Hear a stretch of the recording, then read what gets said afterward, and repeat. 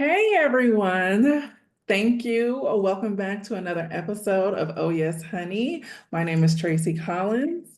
And I'm Jesse Reamer, and much pleasure being here today with Tracy. Just having this date on our calendar brings me pleasure. I know, right? It does. It gives me a different part of me to focus on that I don't get the opportunity to. So I absolutely love this part of, our week that we've incorporated in here. And then we get to share it with people at the same time. Yes. Well, today we're going to talk about slow sex. So, if you're percolating, I'd be curious to know when you hear the word slow sex, what does it mean to you? Something that I don't have the opportunity to partake into. I mean, like to be honest, I think we lived in such a, even though, moving here to Mexico, my life has slowed down, but it's still, it doesn't give the opportunity for me. I want to center pleasure more in my life and really be embedded into my core. It is, but I want to go deeper with it. So with this part, it would allow me to explore that pace more that I don't get the chance to. So Mhm. for me, it means, girl, you need to redirect your focus. Ooh, I really relate to that. Being in my 50s, I would say the first time I heard the term slow sex was in my early 40s. And it was my period, I would say, of blossoming, and like my sexual drive just in general was so high that then I was like wanting to experience like what is my inner rhythm without any other person's gaze. And uh, Mm. I first heard the term, and it was out of a book by Naomi Wolf, when it was really kind of connecting to our inner nature. Like you think about the way that nature, like the way that a flower unfurls or the way that the day unfolds. I mean, nature has its own timing. And I love that you just said, like it's your life's pace. I think that's something we have to acknowledge, that our external world is not really set up to understand our internal rhythms. And that's how I define slow sex, is what be really understanding, like, oh, where's my pleasure center's inner clock? And so, like, what do you do when you have a partner that's not centered around that? Like, what advice could we give women to let's start a different pace that will allow us to unfold? Like, for me, when you said the flower, I have plants all around my house. So when a leaf unfolds, it kind of takes its time in doing so in relation to nature. So what advice would we give to women when we talk about embedding this practice into their life? Mhm. Well, you mentioned a partner. So I think the first thing is we have to become our own first partner, is to Right. really understand like actually like treasuring, like it's very linked to sensuality in my world, because I feel like it's like deeply kind of listening and centering on each layer, like, oh, what does this bring me, what does this bring me, what does this bring me, and then that pace. And also I think women's sexuality, we don't talk about it as much, but it is often like stoking a fire. It's often like the way that every petal could be an individual orgasm, and then it just keeps unfurling and gets more and more and more. We're so entrained, I think, just probably worldwide, in a masculine kind of rhythm for the way that everything unfolds. I remember reading a book by Michel Odent, and he's a French obstetrician, and it was called The Scientification of Love. And he was like, oh, yeah, everything unfurls the way that a masculine releases, like the ejaculation and then the egg bursts. And it was like such a male response. And I was Yeah. like what? The fetal ejection response. I was like, that's still so much the Mhm. male lens in terms of Mhm. the ways that our bodies work. Mhm. And I think it's really an inaccuracy that we don't have the chance to bring our voice into authenticity when it comes to this. So slow sex for me, it means just really like listening, like deep listening, and noticing each nuance, because then I'm not missing. There's no goal. I guess that would also be another part of it. There's no end goal. Mm. I mean, I'm just listening to you at the same time my mind is just going. I've been having a lot of conversations with women about how the masculine center approach is not working. And there's a lot of women who are changing how they approach their life, their careers, their bodies, their day. They're not taking that masculine center approach because what's happening is we are not thriving in that. We're exhausted from it. So how can we now implement embedding slow sex into that new center, which is really the divine feminine, and really shifting back into the matriarchal society and doing things which I love. I love the fact that I'm starting to hear conversation or I'm starting to see posts around patriarchal ways don't work. And we've had decades and centuries of proof now. But if we predate that, it was a lot of matriarchal rule.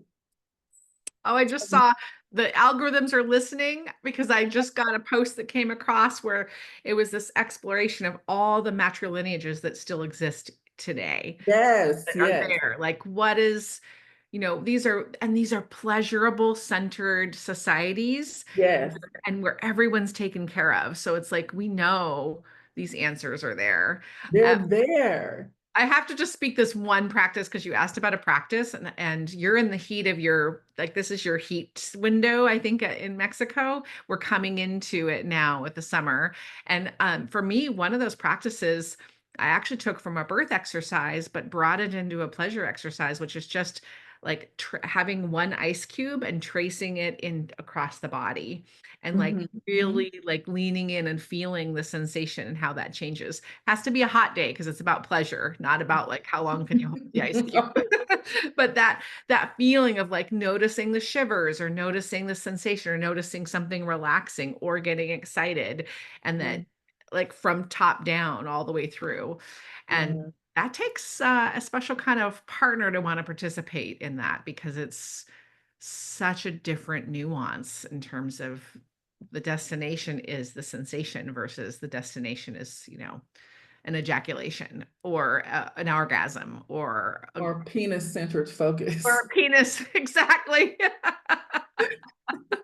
I grew two of those. That's really funny. Definitely get the penis energy around my house with my two young ones because they're always like sending me jokes back now about it. But I think my kids have grown up with vaginas being so in their faces. Like, mom is so, like, I still, walk around naked. And Kayla, who is our oldest, lives with us. And, I just show up in the room and here, I was eating a Rice Krispie treat, and I was like, "You want some?" Butt naked, by the way. And she's just like, "This is my mom. Like, this is," and so, like, of course, not Titus. I wouldn't. Who's my son? Who is at your house as we speak?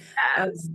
but Mahogany, same thing. Like, mom will just show up in the room just naked, and she'll just like, "I'm just checking on you," but doing like mother things, but my body is bare. And so it's just so normalized around our households, just the body itself. I don't know where or what this has to do with slow sex,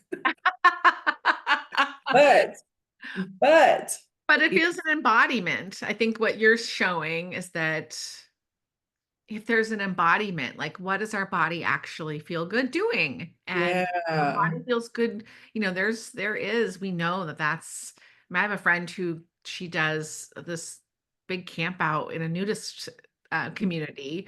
And there is that part. And you definitely have chosen a climate too that embraces the feeling of wanting to move around and not have anything extra encumbering. And Yeah, yeah. So, what are some takeaways that we want to give the audience today? For me, it's really about your homework because we've decided we're going to offer weekly homework to not only hold each other accountable, but also to hold you guys accountable.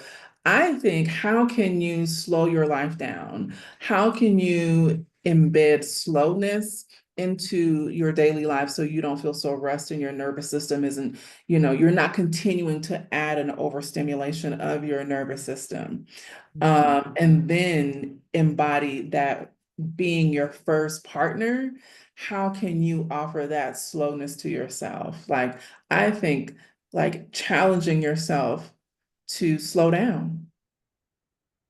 I think from the hormonal perspective, one of my takeaways that I would add to that is just remembering that the speed with which we operate often leads us into that cortisol zone where we're stressed. Yeah, And then remember, rest and digest, that parasympathetic nervous system, that stopping and deeply connecting, that's an oxytocin rise. Oxytocin is our pleasure center. And then this, and we want to balance out that cortisol. So if they yeah, could choose even just one time in your day when you're like centering that. yeah. Oh my God. Okay. My brain goes all over the place, but I love that for us. And I love that we're, you know, continuing to perpetuate the message of not only slowing down, but really leaning into the matriarchal approach to life, because now we have actual physical evidence, because it's something about human beings. We have to see it with our naked eye in order to believe it. But I think intuitively and innately we know that it doesn't work. And our systems, our bodies are telling us from so many different aspects that this isn't working, but now we're beginning to see the shift. So now we are encouraging not only us, but you guys to slow down and, like Jesse said, in one moment of the day, and then how can you begin to extend that and make it a lifestyle practice eventually? Do you imagine like bringing all your senses on board and just whatever you're choosing in that activity, how you might think about what does this scent feel? What does this sense feel? What does this sense feel?